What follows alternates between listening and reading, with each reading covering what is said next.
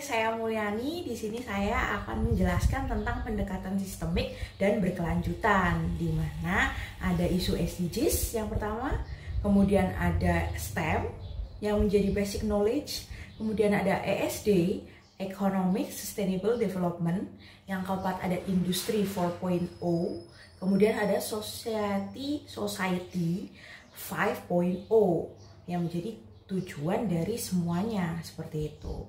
Oke, yang pertama SDGs.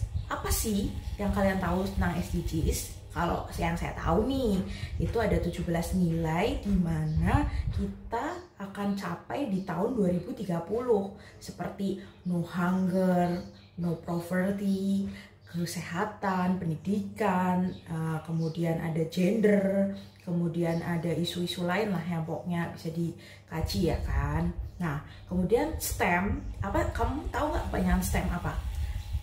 Betul, STEM itu science, kemudian ada teknologi, engineering, dan math yang menjadi basic dari semuanya. Jadi kalau kita harus pinter nih untuk math-nya, matematika itu pelajaran yang sulit ya, tapi kita harus lalui itu.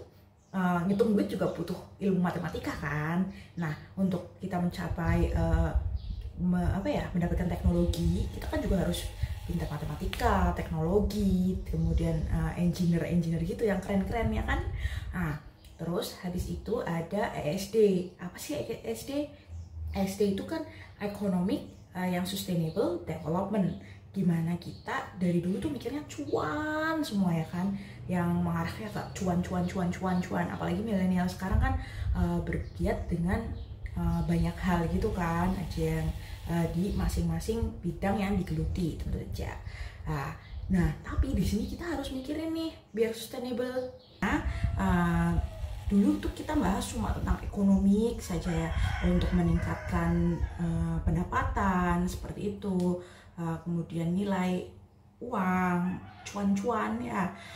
Kalau sekarang kita harus yang sustainable, di mana harus ada 3 pilar nih, ada ekonomi, ada sosial yang kita harus pikirkan, dan environmental. Ini untuk berkelanjutan. Jadi jangan cuma misalnya beriin pabrik itu cuma bikin cuan, tapi nggak memikirkan lingkungannya, limbahnya seperti apa, kemudian untuk sosialnya, untuk pemberdayaannya tidak ada, seperti itu. Kita hanya ibaratnya ngereh lingkungan untuk mendapatkan cuan, tapi kita tidak memberikan lingkungan apapun, seperti itu. Dan tentu saja ada Industri 4.0 yang saat ini sedang marak. Karena apa? Based on IT tentu saja. Ya seperti yang kita lakukan sekarang. Saya akan memberikan sedikit diskusi nih ya guys, tentang pendekatan sistemik dengan IT tentu saja ya kan, online kayak gitu. Terus kalau saya misalnya nggak bisa di online kan seperti ini, maka saya juga akan tergerus oleh massa seperti itu. Jadi penting untuk kita semua tentang IT.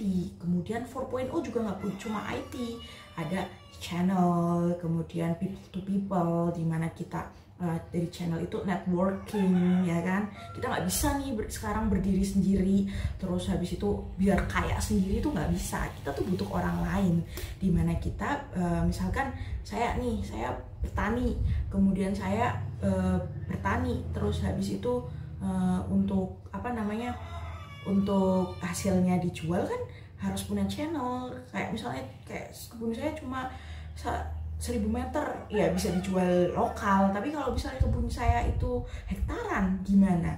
Ya itu harus punya channel tentu saja, biar ada flow cash. Kan tentu saja kan, balik lagi kita harus memikirkan tentang cuan ya kan. Generasi milenial juga pasti akan memikirkan cuan, tapi cuan itu harus tentu saja yang bisa untuk sosial, pemberdayaan masyarakatnya, kemudian ada ekologi environmental gitulah, lingkungan ya. Lingkungan juga harus dipikirkan.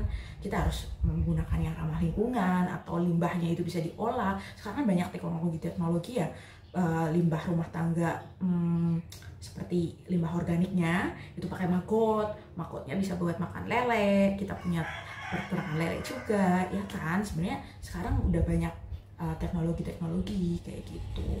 Tentu saja dengan networking itu, jika kita nggak bisa networking terus habis itu nggak bisa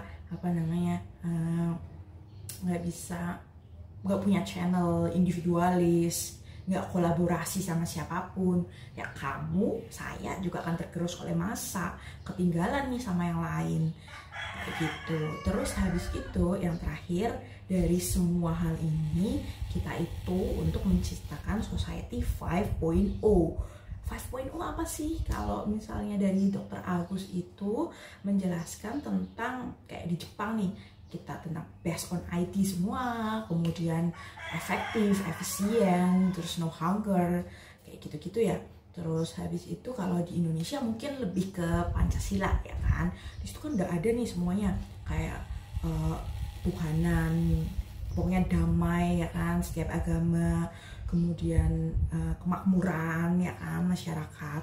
Nah, saya, kamu, kita semua bisa melakukan sesuatu untuk Indonesia tentu saja. Bagaimana nih caranya ya? Dengan bidang-bidang kita masing-masing. Kayak saya di pertanian nih, saya emang suka banget sama bergiat di masyarakat di bidang pertanian.